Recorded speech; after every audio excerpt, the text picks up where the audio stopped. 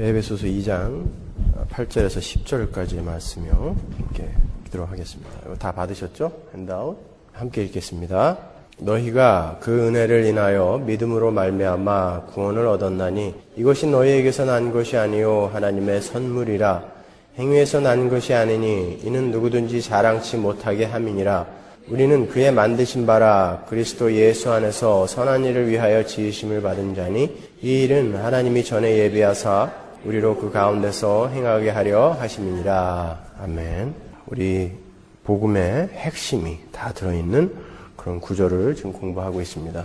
지난 시간에 공부한 걸 잠깐 복습하겠습니다. 지난 시간 로마서 8장 29절 30절 말씀을 가지고 구원의 서정에 대해서 살펴봤죠. 그거는 논리적인 순서지 절대 시간적인 순서가 아닙니다. 하나님께서는 미리 아신 자들, 생각이 이제 다 나시죠? 미리 아신 자들, 기노스코라는 게 뭔지, 미리 아신 자들을 선택하시고, 그러니까 미리 사랑하신 자들을 선택하시고 미리 예정하시고 그들을 역사 속에서 부르신다. 그러죠? 역사 속에 부르는 것을 우리가 소명, 콜링이다. 그러죠? 부르심이다. 이렇게 공부를 했습니다. 또 부르신 그들을 의롭다 하시고 의에 대해서 또 자세히 제가 설명해 드렸어요. 그죠? 의라는 건 뭡니까? justice, correctness가 아니라 관계에 있어서 관계가 요구하는 그 의미를 충실히 해내는 상태를 의다라고 이야기한다고 그랬죠. 그래서 하나님의 의가 십자가에 나타났고 그 의가 우리를 의롭게 하는 게 어떤 의미인지 제가 설명을 해드렸습니다. 그리고 의롭다 하신 그들을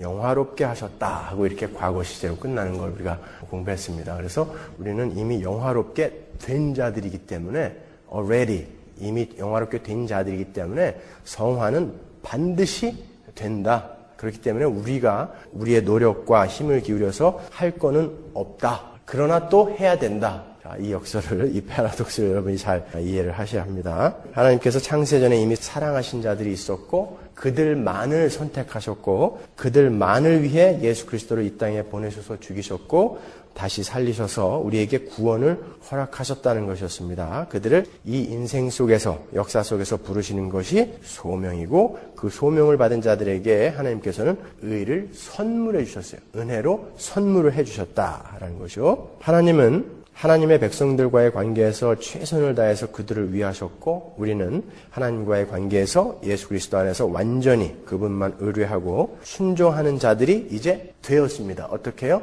Union Christ, 그리스도 안에서, 그죠?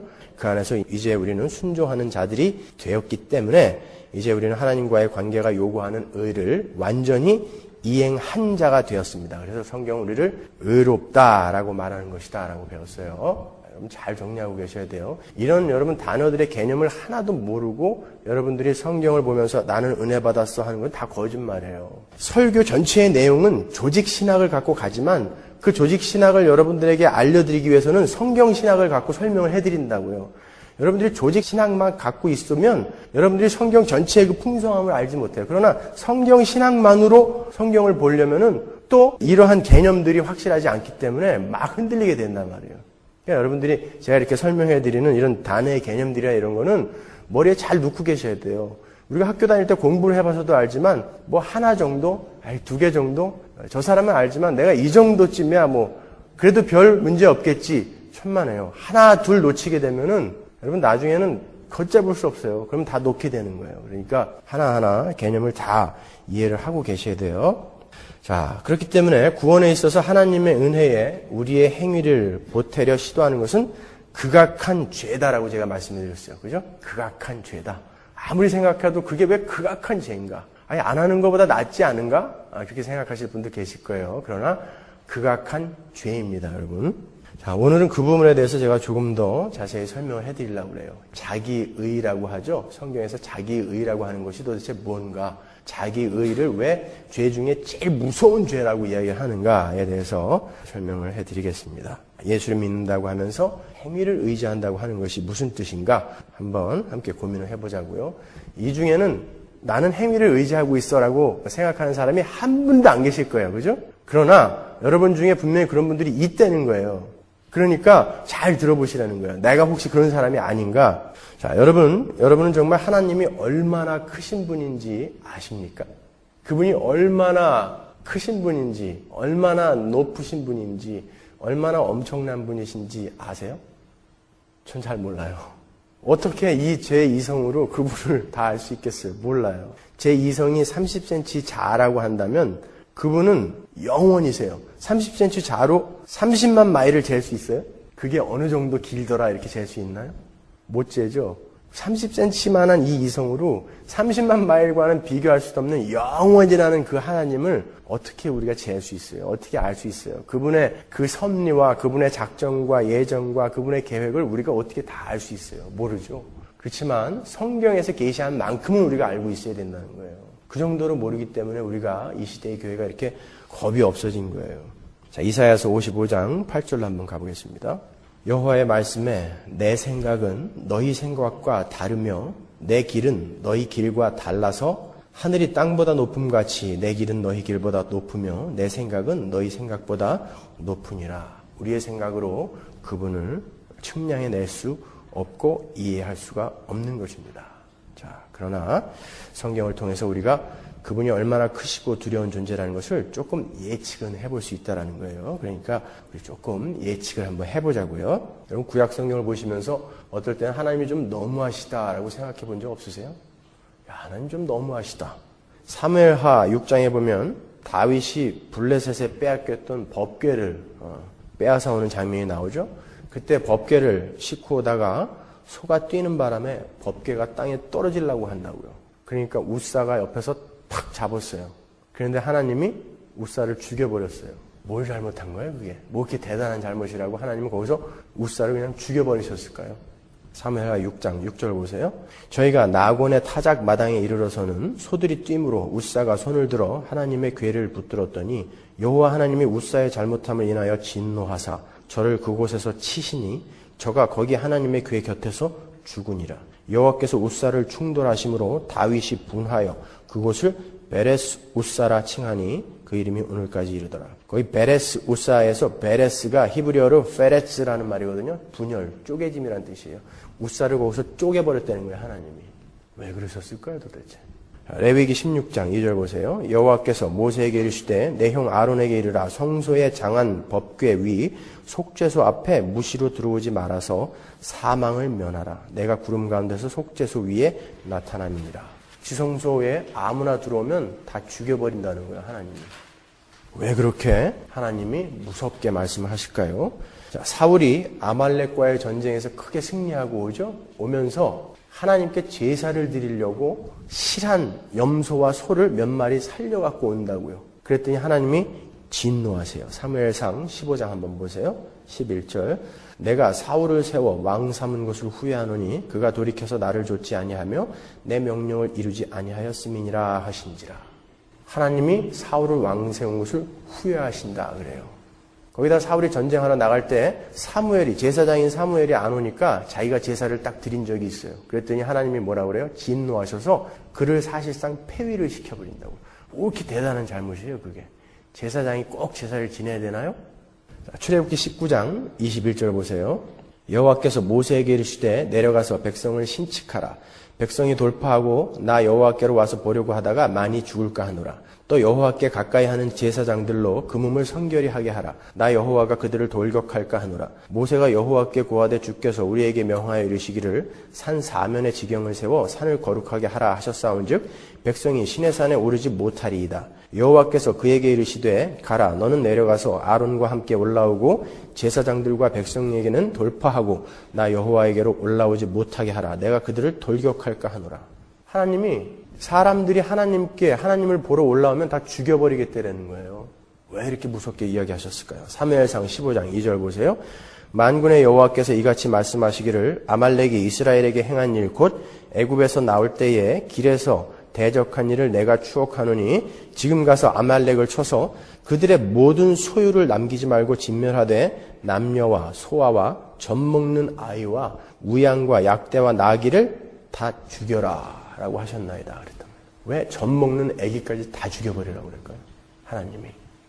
구약에 종종 하나님이 왜 이렇게 무서운 분으로 묘사가 되어 있는가 하면 하나님은 그처럼 죄와는 요만큼도 함께 하실 수 없는 순결하신 분이라는 거예요. 완전하신 분이라는 거예요. 그리고 피조물인 인간이 하나님 앞에 나갈 때는 그토록 여러 가지 절차를 거치고 예를 갖춰야만 그분을 아련할 수 있는, 그분은 그만큼 큰 분이라는 것을 설명하는 것이지 하나님이 무서운 분이라는 것을 설명하는 건 아니라고요.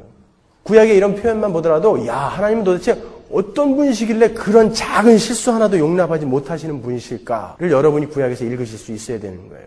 그런데 왜 우리는 지금 이렇게 겁대가리가 없어졌나? 거기까지 가시면 더 좋고요. 여러분 구약에서 하나님이 얼마나 크신 분인지, 얼마나 어미하신 분인지를 그러한 구절들을 통해서 읽어내셔야 돼요. 그리고 우리는 얼마나 보잘것없는 존재이고 얼마나 추한 존재인지 아울러 여러분들은 읽어내실 수 있어야 되는 것입니다. 여러분 하나님은 두려운 분입니다. 하나님은 크신 분이에요. 그러나 또 하나님은 무한하신 사랑의 하나님이에요. 그러한 하나님 앞에 서서 우리 인간이 느끼는 것을 우리는 경외다, 이런 단어를 써서 표현을 하죠. 경외. 이 경외감을 잘 설명할 수 있는 사람은 아마 없을 거예요. 옛날에 그 C.S. 루이스라는 사람의 책에서 잠깐 읽었던 건데, 두더지하고 생쥐가, 소설이에요. 두더지하고 생쥐가 팬신, 음악의 신인 팬신을 찾아서 가는 그런 소설이 있었어요. 근데 이 팬신에 대해서 어떤 소문을 들으려면 그분은 참 자비롭고 사랑스럽고 참 좋으신 분이다, 이런 소문만 듣고 이제 이 두더지하고 생쥐가 찾아가는 거죠. 한참을 가는데 헤매다가 저기 멀리서 이 팬신의 호흡 소리가 들려요. 팬플룻 소리가. 그러니까 이 두더지가 생쥐한테 물어봅니다. 생쥐야, 무섭니? 그러니까 생쥐가 아니야, 이 기분은 절대 무서운 감정은 아니야. 그토록 만나기 원했던 분인데 왜 무서워? 근데 무서워.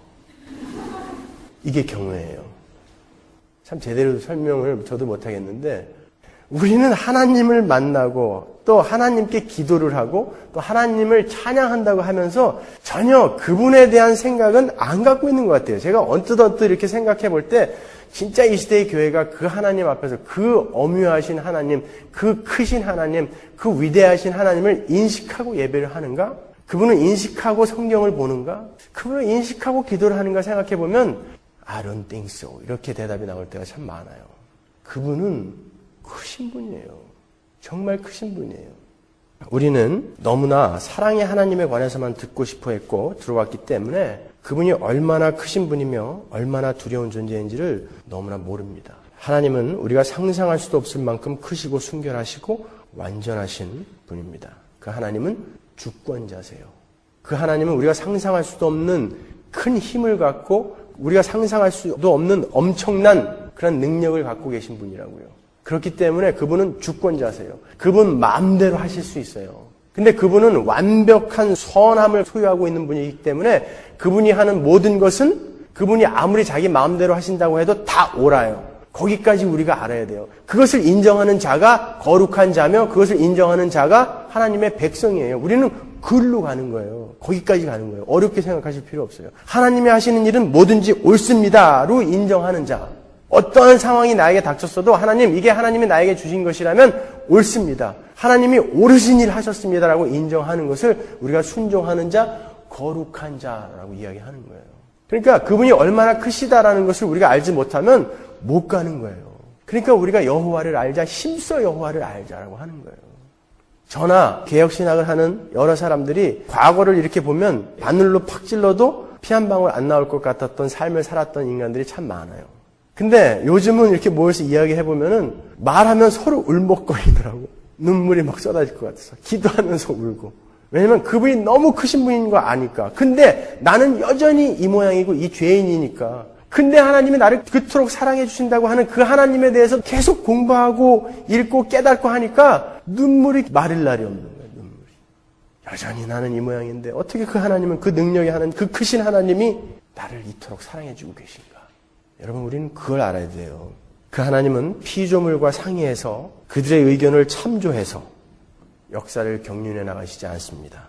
그분은 그분의 기쁘신 뜻에 따라 그분의 의지대로 우주를 창조하셨고 인간을 창조하신 거예요. 다니엘서 4장 35절 보시겠습니다. 땅의 모든 거민을 없는 것 같이 여기시며 하늘의 군사에게든지 땅의 거민에게든지 그는 자기 뜻대로 행하시나니 누가 그의 손을 금하든지 혹시 이르기를 내가 무엇을 하느냐 할 자가 없도다. 하나님은 하나님 마음대로 하신다는 거예요. 하나님 마음대로. 시편 115편 3절 오직 우리 하나님은 하늘에 계셔서 원하시는 모든 것을 행하셨나이다. 하나님이 원하시는 모든 것을 행하신 거예요. 디모데전서 6장 15절 기약이 이르면 하나님이 그의 나타나심을 보이시리니 하나님은 복되시고 홀로 한 분이신 능하신 자이며 만왕의 왕이시며 만주의 주시오. 그렇기 때문에 그분은 마음대로 하셔도 괜찮아요. 잠언 16장 4절 주께서는 모든 것을 그 쓰임에 알맞게 만드셨으니 악인은 재앙의 날에 쓰일 것이다. 재앙의 날에 땔감으로 쓸 거예요. 악인은. 여러분 유기에 대한 예정이 어떻게 하나님이 그들을 유기시키려고 작정하실 수가 있는가? 성경은 그렇다라고 이야기한단 말이에요. 악인은 재앙의 날에 쓰일 거예요. 그래서 창조된 거예요. 그걸 누가 뭐라고 할 수 있냐고요. 불공평합니다. 그건 있을 수가 없는 거예요, 여러분. 그분은 아직 하나님을 모르는 거죠. 하나님은 홀로 완전하신 분입니다. 그분은 그분의 기쁘시고 완전하신 뜻에 의해서 때로는 우리가 전혀 이해할 수 없는 그런 일들을 행하시기도 합니다. 우리가 이해할 수는 없지만 그분은 전능자세요. 그래서 그분의 일은 모두 옳습니다. 자, 그걸 전제로 하고 한번 보자고요. 그분은 모세의 단 한 차례의 불순종, 그 불순종에 사형을 선고하셨어요. 그래서 모세가 빕니다. 유예를 부탁하죠. 주님, 하나님 용서하시옵소서. 근데 이런지하여 거절하세요. 그죠? 신명기 3장 26절 보세요. 여호와께서 너희의 영고로 내게 진노하사 내 말을 듣지 아니하시고 내게 이르시기를 그만해도 족하니 이 일로 다시 내게 말하지 말라. 그만해라. 이 일로 다시 나한테 얘기하지 마. 부탁하지 마. 기도하지 마. 이런 뜻이에요. 그리고 죽이시잖아요. 왜 그러셨을까요? 이유가 있었어요. 그죠? 우리가 나중에 보니까. 모세는 율법을 대표하는 자였고 여호수아가 이제 끌고 들어가게끔 복음을 설명하기 위해서 율법으로는 안 되고 오직 은혜로만 가나안에 들어갈 수 있다는 것을 설명하기 위한 것이지 모세가 무슨 죽을 죄를 지어서는 아니란 말이에요. 자, 하나님께는 그런 뜻이 있다란 말이에요. 그 반면에 히스기야 왕은 사형 선고를 받죠. 근데 하나님께 살려달라고 애걸 합니다. 그런데 하나님께서 그 부탁을 들어줘요. 들어주실 뿐만이 아니라 태양을 10도 뒤로 물러가게 해갖고 표징까지 보여주신다고요. 자, 왜 이렇게 우리가 생각할 때 이해할 수 없는 일을 하나님은 하실까? 왜 하나님은 베데스다 목가의 수많은 병자 중에 오직 그 38년 된 병자만 살리셨을까요? 왜 그만 치료해 주셨을까요? 그 많은 사람 한꺼번에 그냥 다 나라 하실 수도 있는 분이잖아요. 근데 왜 한 명만 건져주셨을까요? 38년 된 병자의 이야기를 공부해 보신 분은 알죠? 뭔가를 지금 설명하시기 위해서 그러는 거예요. 왜 그 관대한 마음을 가지고 있었고 용서하는 심령을 가졌던 그 에서는 버리고 사기꾼 야곱을 택하셨을까요? 여러분 한번 생각해 보세요. 아기가 얼마나 못됐으면 나오면서 지 형의 발뒤꿈치를 붙잡고 나왔겠어요. 그런 애기 없어요. 근데 에서는 나중에 야곱이 돌아오니까 동생아 괜찮아 라고 용서해 줬다고요. 이렇게 용서하는 마음이 있었고 관용을 베풀 줄 아는 에서였어요. 근데 왜 이는 유기를 시켰어요? 나기 전부터 창세 전에 너는 아냐라고 지난주에 우리가 공부했죠? 하나님이 왜 그렇게 유기를 시켜버렸을까요? 그리고 야곱은 왜 쫓아가면서까지 건져내셨냔 말이에요. 왜 하나님은 구세주의 탄생을 이방인들, 그 동방박사들과 가난한 목동들에게만 알리셨을까요? 왜 천사를 사내들인 공회나 아니면은 바리새인들이 모여있는 곳에 천사를 보내서 구세주가 나셨다라고 이야기하셨으면 그들이 진짜구나 하고 믿었을 거 아니에요. 근데 왜 아무것도 모르는 목동들한테 천사를 보내셔서 왜 거기만 천사가 가냔 말이에요. 우리가 신약을 잘 아는 우리는 그 이유가 뭔지 금방 알죠. 그러나 자, 이런 일들을 전혀 복음을 알지 못하는 사람들 들었을 때 하나님이 왜 그랬을까? 모른단 말이에요. 그러나 하나님이 하시는 일은 모두 다 이유가 있단 말이에요. 하나님은 사드락과 메삭과 아벳느고를 풀무에서 건져주셨어요. 다니엘도 사자의 굴에서 건져주셨어요. 근데 스데반은 왜 돌에 맞아 죽어가는데도 안 말려주셨어요? 하늘에서 서서 지켜보고 계셨다라고 성경에 나오잖아요. 사도행전에. 유일하게 하나님의 보좌 우편에 서서 지켜보고 계셨다고요. 얼마나 안타까우시면. 근데 왜 안 말려주실까요? 사드락과 메삭과 아벳느고가 들어간 풀무에는 예수님이 직접 들어가셨잖아요. 그래서 느부갓네살이 누구냐 저거 그러잖아요. 사람같이 생겼는데 누구냐 그러잖아요. 왜 그랬을까요? 여러분 왜 쓰나미 같은 것이 수만 명의 사람의 목숨을 앗아가게 하나님은 그냥 허락하실까요? 왜 뉴욕의 그 쌍둥이 빌딩이 폭파될 때 하나님이 짠 하고 막아주지 않으셨을까요, 여러분? 전부 이유가 있다는 것입니다. 하나님은 어떠한 목적을 가지고 우주를 창조하시고 인간을 창조하셨으며 역사를 어떠한 그 목적과 계획, 그것만을 바라보시면서 끌고 가신다고요. 계시록 4장 11절 보세요.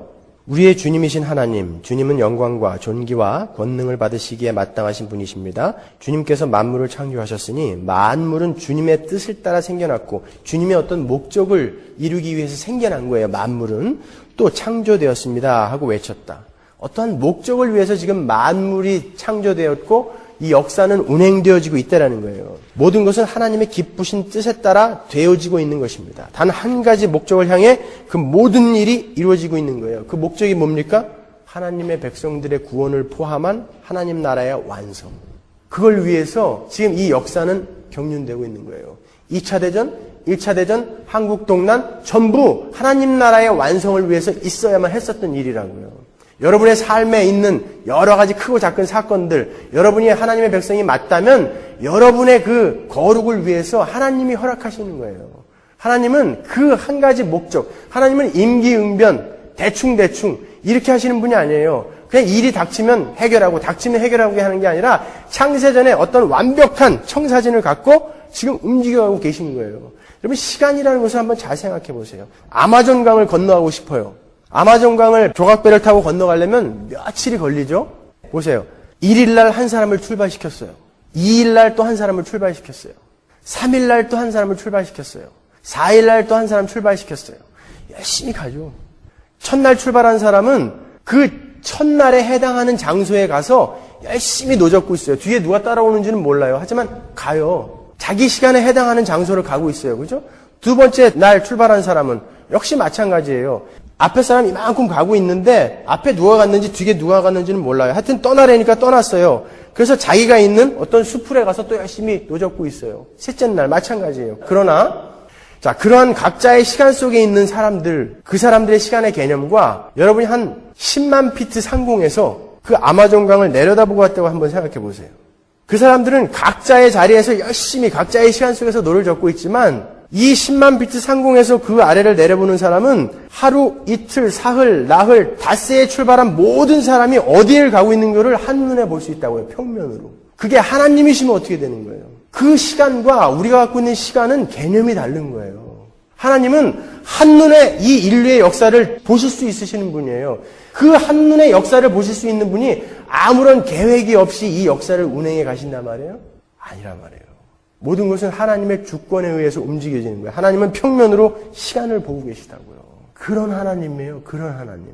저는 오늘 여러분이 정말 그 하나님 앞에서 초라하게 느껴지게 만들어드리고 싶은 거예요.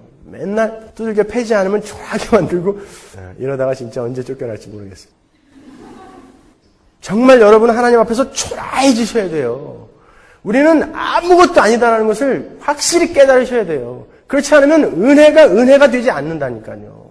그 크신 하나님 앞에서 우리가 뭔데 거기다 대놓고 하나님 도대체 정신이 있는 거냐 없는 거냐, 왜 내 삶에 이런 거를 허락하시냐, 이렇게 어떻게 거기다 대고 삿대질을 하냐고요.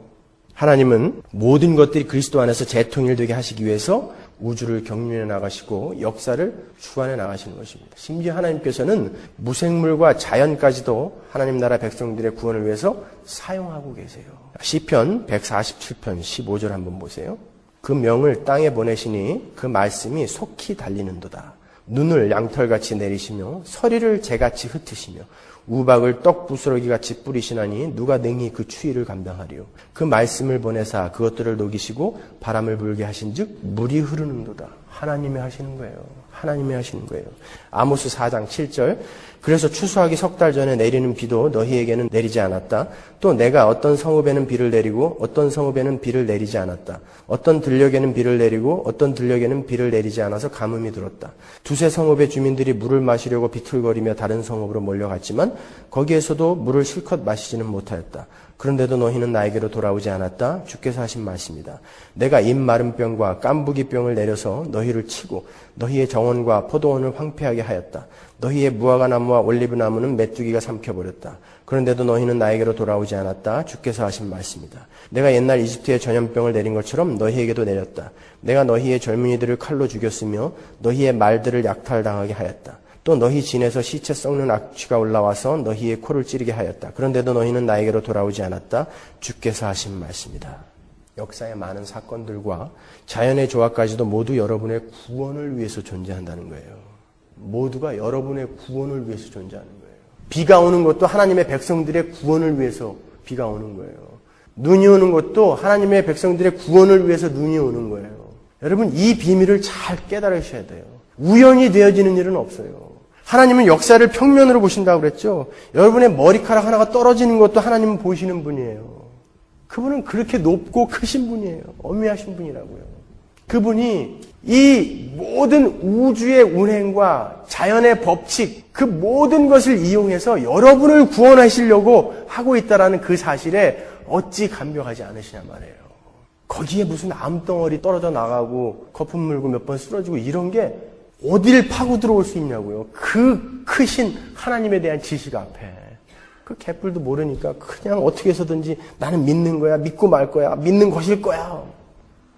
그런 거 아니에요. 하나님은 우리 하나님의 백성들의 구원을 위해서는 어떤 방해도 허락하지 않습니다. 하나님은 작정하신 일은 반드시 이루세요. 하나님은 주권자이시기 때문입니다. 하나님께서 분명 아브라함에게 너는 본토, 친척, 아비집을 떠나서 내가 지시하는 땅으로 가라 했죠. 그런데 본토도 안 떠나 친척 떠나랬는데 루 조카 데리고 가. 아비집 떠나랬더니 아비가 같이 가요. 근데 어떻게 됐어요? 결국 데라는 하란에서 죽고 룻은 소돔으로 가고 아브라함만 가게 만드신다고요. 하나님은요. 어떤 것도 하나님의 작정을 방해할 수 없어요. 여러분, 이삭은 야곱에게 주어질 하나님의 축복을 에서에게 주려고 부단히 노력했죠.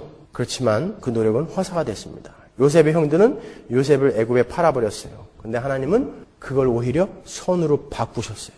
바로는 이스라엘을 가로막고 그들의 가나안 행을 막았습니다. 그러나 홍해에서 그것을 막다가 그의 군대를 모두 잃었죠. 발락은 발람을 매수해서 이스라엘 족속을 저주하려 했어요. 그렇지만 발람은 얼마든지 그 마음속에 저주할 준비가 되어 있는 인간이었어요. 그런데 그 입에서는 축복이 자꾸 나오는 거예요. 축복이. 하나님의 일은 무엇도 방해할 수 없어요. 하만은 모르드게를 목매달기 위해서 교수대를 세웠죠. 그 교수대에 누가 달렸어요? 하만이 달렸어요. 오히려. 요나는 하나님의 의지에 저항했습니다. 안 가겠다. 아니, 아수르는 철천지 원수인데 아수르의 수도인 니느웨에 가서 복음을 전하라고 그러니 가겠어요. 근데 하나님은 어떻게 해서든지 가게 만드세요. 아니, 큰 물고기가 도대체 뭔지는 모르겠지만 그 뱃속에서 물고기 위장 안에 들어가 있었을 거 아니에요. 그럼 위산이 막 쏟아졌을 거 아니에요. 사흘 밤낮을 위산을 맞으면서 사람이 어떻게 그냥 있었는지 모르겠지만 하여튼 니느웨까지 갔어요. 어떤 것도 하나님의 작정을 방해할 수가 없어요. 하나님은 계획을 세우시고 하나님 마음대로 하세요. 제가 지금 일부러 극단적인 표현들을 막 쓰는 거예요. 하나님 마음대로 하세요. 그러나 어떤 것도 그것을 막을 수 없어요. 우리는, 하나님의 백성들은 그 하나님의 뜻대로 하나님 마음대로 하시는 그 일에 순종하는 법을 이 인생을 통해서 배우는 거예요. 그럼 너무나 여러분이 초라해 보이십니까? 그거 느끼시고 가시면 되는 거예요. 네, 하나님 앞에서 우리는 그런 존재예요. 그거 배우고 가시면 되는 거예요. 하나님이 어떤 일을 하셔도 하나님이 옳으십니다라는 그분의 크심을 배우는 거예요, 우리는요. 이 인생 동안. 그래야만 우리는 그 하나님께 순종을 할 수 있는 자가 되는 거고, 그들이 하나님의 뜻에, 하나님의 하시는 말씀에, 하나님의 뜻에 순종을 함으로 해서 그 삶이 거룩해지는 거라고요. 거룩이라는 것은 하나님의 뜻대로 사는 것을 거룩이라고 하잖아요. 그러니까 우리는 이 인생을 통해서 그걸 배우는 거예요. 근데 우리가 거기다 대놓고 하나님 이렇게 일하시면 안 되죠. 지금 하나님 도대체 이치를 따져보십시오. 이게 맞는 일인가? 우리가 얼마나 많이 그렇게 기도를 하냐고요. 우리가 얼마나 많이 그렇게 기도를 하냐고요. 하나님을 타일러요. 하나님을 가르쳐요. 제가 기도하는 것들을 이렇게 보면은 그냥 하나님을 가르쳐요. 마치 하나님이 머리 긁적이면서 그래 미안해. 이렇게 해야 될 것 같은 분위기를 만든다니까요. 기도를 하면서. 여러분, 하나님이 얼마나 크신 분인지 정말 죽는 날까지 공부하셔야 돼요. 우리의 신앙의 선배들이 어떻게 하나님께 순종했냐고요. 여러분, 다윗이 밧세바를 범하고 임신을 시켰어요. 근데 하나님이 그 아이를 저주하셔서 병이 들게 만들었어요. 다윗이 죽자 사자 매달려서 기도했어요. 금식하면서. 그죠? 근데 하나님이 기도 안 들어주시고 죽여버렸어요. 아기를. 다윗이 어떻게 했습니까? 하나님, 어떻게 내가 이렇게 기도했는데 하나님, 당신과 나의 관계가 이 정도밖에 안 됩니까? 그렇게 세밀하게 나에게 와서 늘 다정하게 말씀해 주셨던 그 하나님, 어떻게 제 기도를 이렇게 무시하실 수 있습니까? 그랬나요? 죽자마자 어떻게 했어요? 밥상 차려라, 밥 먹자. 밥 먹자 그랬어요. 왜요? 하나님이 오르시되는 거예요. 나는 내 아이가 절대 죽기를 원하지 않았지만 하나님이 그렇게 하셨으면 하나님이 오르시자는 거예요. 그걸 배우는 거예요. 사무엘하 12장 보세요. 22절. 가로되 아이가 살았을 때에 내가 금식하고 운 것은 혹시 여호와께서 나를 불쌍히 여기서 아이를 살려주실는지 누가 알까 생각하며니와 시방은 죽었으니 어찌 금식하랴. 내가 다시 돌아오게 할 수 있느냐? 나는 저에게로 가려니와 저는 내게로 돌아오지 아니하리라. 어찌됐든 하나님은 오르십니다. 하나님이 옳게 행하셨으니 이제 나는 더 이상 매달릴 필요 없이 밥 먹자. 그거예요. 우리는 그거 배우는 거예요. 사도 바울이 병을 고쳐달라고 열심히 기도했어요. 하나님이 내 은혜가 네게 족하다 한마디 하시니까 하나님이 옳습니다. 끝까지 가져가겠습니다. 순종을 배우는 거예요. 왜 안 고쳐져요? 이거 아니라 하나님이 옳습니다. 그거 배우는 거예요. 우리는요. 예수님도 겟세마네 동산에서 땀이 피가 될 때까지 무슨 기도했어요? 하나님, 될 수만 있으면 이 잔이 내게서 지나가게 해주시옵소서. 하나님이 안 들어주셨어요. 가는 거예요. 하나님이 옳습니다 하고 가는 거예요. 우리는 그걸 배우는 거예요. 여러분들의 가족이 구원을 못 받았어요. 구원을 못 받았을 뿐만 아니라 그냥 죽어버렸어요. 기회도 없이. 그때 여러분이 하나님 어쩌면 이럴 수가 있어요가 아니라 하나님 당신이 옳습니다로 가야 되는 거예요. 거기까지 잘하셔야 되는 거예요. 그게 그리스도인이에요. 어떠한 어려움을 나에게 주셨어도 하나님 한 분으로 만족합니다까지 우리는 자라가야 되는 거예요. 그 하나님의 주권 아래 하나님 옳습니다. 하나님이 맞습니다. 하나님이 옳습니다. 하나님이 맞습니다. 그 고백하는 자들, 그들이 그리스도인입니다. 누가복음 14장 26절 보세요. 무릇 내게 오는 자가 자기 부모와 처자와 형제와 자매와 및 자기 목숨까지 미워하지 아니하면 능히 나의 제자가 되지 못하고 그러죠. 여기서 미워하다라는 말로 번역이 된 미세오라는 말은 덜 사랑하다라는 말이에요. 샘족의 관용 어구를 공부해보면 미워하다가 아니라 덜 사랑하다. 예수 믿고 부모와 자식을 미워하면 돼요. 하나님보다 덜 사랑해야 된다는 거예요. 미세오. 그러니까 여러분이 하나님 왜 우리 식구 구원 안 해줘요? 당신 나빠. 이건 뭐예요?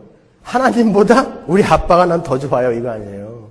물론 그럴 수 있죠. 지금은. 그러나 우리는 거기까지 잘해야 된다는 거예요. 하나님 어쩔 수 없죠. 뭐. 그리고 여러분은 여러분의 진짜 가족이 누구인지 여러분 매일매일 좀 확인하세요. 이 땅에서 70년 같이 사는 가족이 여러분의 진짜 가족 아니에요. 그들을 위해서 최선을 다하세요. 그러나 여러분의 진짜 가족은 교회예요. 그들은 영원을 같이 살아야 하는 교회예요. 영원을. 그 가족 이기주의, 민족주의, 신약에서 얼마나 그걸 깨요. 거기서 여러분들도 좀 벗어나세요. 제가 윤지연이한테 며칠 전에 이야기했지만 예수를 믿고 신앙의 연륜이 높아지면 높아질수록 다른 사람들에게 저 새끼는 진짜 피도 눈물도 없는 놈인가 봐. 이런 소리 듣게 된다니까요. 효도 안 하고 싶은 게 아니에요. 가족 사랑하고 싶지 않은 게 아니고 무엇가 더 중요한지 아는 거예요. 하나님의 주권을 인정하기 때문에 하나님 뜻에 맡기겠습니다 하고 목숨 바쳐서 기도하는 거예요. 그들을 위해서. 그러나 하나님이 끝까지 안 들어주시면 하나님이 옳습니다라고 인정하는 거예요. 그분은 너무 크신 분이기 때문에. 크신 분이기 때문에. 로마서 11장 33절 한번 보겠습니다. 우리는 어떤 상황 속에서도 사도 바울처럼 이런 찬양을 드릴 수 있어야 합니다. 깊도다. 하나님의 지혜와 지식의 부요함이요 그의 판단은 측량치 못할 것이며 그의 길은 찾지 못할 것이로다. 누가 주의 마음을 알았느뇨? 누가 그의 모사가 되었느뇨? 누가 주께 먼저 드려서 갚으심을 받겠느뇨? 이는 만물이 주에게서 나오고 주로 말미암고 주에게로 돌아감이라. 영광이 그에게 세세 있으리로다. 아멘. 표준세 번역으로 제가 여기 써놨어요. 보세요. 하나님의 부유하심은 어찌 그리 크십니까? 하나님의 지혜와 지식은 어찌 그리 깊고 깊으십니까? 그 어느 누가 하나님의 판단을 헤아려 알 수 있으며 그 어느 누가 하나님의 길을 더듬어 찾아낼 수 있겠습니까? 누가 주의 마음을 알았으며 누가 주의 조언자가 되었습니까? 누가 먼저 무엇을 드렸기에 주의 답례를 바라겠습니까? 모든 것이 그에게서 나왔고 그로 말미암아 있고 그를 위하여 있습니다. 그에게 영광이 세세토록 있기를 바랍니다. 아멘. 이것이 어디에 말미에 붙어있는 찬양인가 한번 보세요. 9장 1절 로마서. 내가 그리스도 안에서 참말을 하고 거짓말을 아니하노라. 내게 큰 근심이 있는 것과 마음에 그치지 않는 고통이 있는 것을 내 양심이 성령 안에서 나로 더불어 증거하노니 나의 형제 곧 고륙의 친척을 위하여 내 자신이 저주를 받아 그리스도에게서 끊어질지라도 원하는 바로라. 사도 바울이 고륙 친척 자기 민족의 구원을 위해서 얼마나 기도를 많이 했겠어요. 하나님의 저주가 얼마나 무서운 것인지 사도 바울은 너무나 확실히 알았죠. 그러나 그 고륙 친척 민족의 구원을 위해서라면 내가 저주를 받아도 좋을 만큼 나는 간절히 원합니다. 하나님 진짜 내 기도는 꼭 들어주셔야 돼 하고 지금 기도하는 거예요. 근데 안 들어주셨죠, 하나님이. 근데 11장 말미에서 이런 찬양을 하는 거예요. 우리가 그 자리로 가야 되는 거예요. 내 소원을 들어주면 하나님 만세. 안 들어주면은 골라가지고 나 교회 안 가. 그건 아니란 말이에요. 어떠한 상황 속에서도 하나님이 옳습니다. 여러분 사업이 망해도 하나님이 옳습니다. 하나님이 뭔가 이유가 있어서 하셨겠지요로 가야 되는 거예요. 그게 그리스도인이에요. 부담스럽죠? 들으시기가. 그러나 어쩔 수 없어요. 그게 진리입니다, 여러분. 여러분의 눈을 하늘로 돌리세요. 자꾸 여러분의 눈을 하늘로 돌리세요. 왜 사도 바울의 기도를 응답하지 않으셨죠? 유대인들은 너무 편협한 민족주의였어요. 그렇기 때문에 유대인들을 먼저 그렇게 건져 놓으시면 유대인들이 딴 데 나가갖고 복음을 안 전했을 거라고요. 요나 보세요. 안 가요 그러잖아요. 그러니까 로마서의 뒷부분의 이야기가 뭡니까? 이방인들 먼저 구원해 놓고 유대인들이 시기해서 저 원래 우리 건데 그렇게 돌아오게 만들겠다는 거예요. 그런 이유가 있었단 말이에요. 그러니까 그런 이유를 우리가 헤아릴 수는 없지만 그럴 것이다라고 우리는 하나님의 그 오르심, 하나님의 선하심, 하나님의 완전하심을 인정해야 하는 거예요, 우리는요. 하나님은 모든 것을 작정과 예정과 섭리로 이끌어가신 분이에요. 절대 대책 없이 임기응변으로 끌어가시지 않습니다. 하나님이 왜 이스라엘을 400년간 애굽에서 노예 생활을 시키셨다고 그러죠? 창세기에서 뭐라 그래요? 아브라함에게. 아모리 족속의 죄가 아직 관영하지 않아서 그래요. 이유가. 그러니까 하나님은 400년 동안 이스라엘 백성에게는 구원이 뭔지 가르치려고 지금 노예를 만들어서 그렇게 굴리시고 아모리 족속은 400년 동안 기다려주시는 거예요. 그리고 이제 이스라엘을 건져내시면서 애굽의 죄를 심판하시고 아모리를 박살을 내시고 1타 3피. 3피가 아니라 4피. 예화를 들어도 이런 거밖에 생각이 안 나니. 하나님의 스케일은 그렇게 큰 거예요. 근데 우리가 거기다 대놓고 하나님 일 그렇게 하시면 안 되죠. 어딜 그렇게 기도를 하냐고요. 이스라엘 사사시대 400년, 이스라엘 왕조 400년 동안에 이스라엘이 안식일과 안식년을 제대로 지키지 않았어요. 하나님이 어떻게 하십니까? 바벨론으로 아예 이 사람들을 몽창 이주를 시켜요. 포로로 끌려가게 만들어서 그냥 그동안 못 지켰던 안식년 70번을 한 번에 시키시는 거예요. 70년 동안. 그런 하나님이에요. 그런 고집이 있으신 분이에요. 그런 능력이 있으신 분이에요. 그분 앞에서 우리가 어찌 우리의 의견을 그분의 계획에 첨언을 하냐 말이에요. 우리는 그분 앞에 서면 너무나 작고 초라한 존재에 불과한 거예요. 여러분 그거 꼭 깨달으셔야 됩니다. 조나단 에드워드 목사님이 말년에 그런 모함을 받고 교회에서 쫓겨날 때 그 자기가 사랑했던 그 교우들에게 230명이 당신 나가라 그렇게 투표에다가 도장을 찍었을 때 얼마나 가슴이 아팠겠어요. 근데 참 크신 분이에요, 그분은. 그때 조나단 에드워드 목사님이 뭐라 그러냐면 My soul was blessed 그랬어요. 그때 딱 쫓겨나면서 하나님이 내게 내린 축복이야. 이유가 있을 거야. 그리고 바로 프린스턴 총장으로 갔어요. 하나님은 이유가 있으셨어요, 계속. 우리가 좀 전에 불렀던 찬양 It is well. 모든 것이 다 잘 된 거야. It is well. 내 영혼 평안해. 그 스패포드 씨가 1873년 시카고 대화재 때 모든 재산을 홀랑 다 잃었어요. 그리고 마침 그 시기에 아내와 4자녀가 프랑스로 가다가 여객선에서 4자녀가 몽땅 빠져 죽었어요. 그때 만든 노래가 다 잘 된 거야. 미친놈이죠, 여러분. 그러나 우리 신앙의 선배는 이런 신앙의 고백을 하고 갔다고요. 다 잘 된 거야. 하나님이 뭔가 이유가 있어서 그런 거야. 다 잘 된 거야. 그 영어 가사를 보면은 Whatever my lot, thou hast taught me to say it is well. 하나님이 나에게 다 잘 된 거야. 다 잘 된 거야. 이렇게 고백할 수 있게끔 가르치셨다라는 거예요. 그리스도인은 성경을 통해서 말씀을 통해서 여러분의 신앙생활을 통해서 그걸 배운 자를 그리스도인이라고 하는 거예요. 그 하나님이 어떤 상황 속에서도 다 잘 된 거야. 하나님이 오르신 거야. 라고 고백을 할 수 있게끔 가르치신 자, 그 가르침을 받아가는 자, 그들을 우리는 그리스도인이다라고 하는 거예요. 여러분 욥기 1장 9절 보세요. 사단이 여호와께 대답하여 가로되 욥이 어찌 까닭 없이 하나님을 경외하리이까? 주께서 그와 그 집과 그 모든 소유물을 산울로 두르심이 아니니이까? 주께서 그 손으로 하는 바를 복되게 하사 그 소유물로 땅에 널리게 하셨음이니이다. 이제 주의 손을 펴서 그의 모든 소유물을 치소서. 그리하시면 정령 대면하여 주를 욕하리이다. 하나님이 욥을 의인이라고 칭찬하니까 사단이 금방 뭐라 그래요, 옆에서. 아이, 재산 많고 자식 많고 사람들에게 존경받고 그러니까 그렇지 그거 한번 다 쳐보세요. 그러면 제가 금방 하나님 어쩌면 이럴 수가 있어요 이렇게 대들 거예요. 한번 해보세요 그런다고요, 사단이. 그 말은 무슨 말이에요? 그런 자는 가짜예요, 그거 아니에요. 자, 한번 해보세요. 그러면은 분명히 그럴 거예요. 그러니까 쟤는 가짜예요. 이거 증명하고 싶은 거 아니에요, 사탄이. 그런데 우리가 기도를 하면서 우리의 상황을 갖고 하나님에게 악악대고 있으면 그건 뭐예요? 지금 사탄이 의도하는 그곳에 지금 우리가 앉아있는 거 아니에요. 그리스도인은 그거 아니에요. 어떤 상황 속에서도 온몸에 욕창이 나서 그 득득 긁으면서도 하나님이 오라요. 박자 맞춰서. 그거 배우는 거예요. 그리스도인은 그거 배우는 거예요. 여러분, 하나님은 시간과 역사와 우리의 인생 그 모든 것의 주인이십니다. 지금까지 그 하나님의 크심에 대해서 논했습니다. 본론으로 들어가야 될 텐데 시간이 벌써 다 갔네요.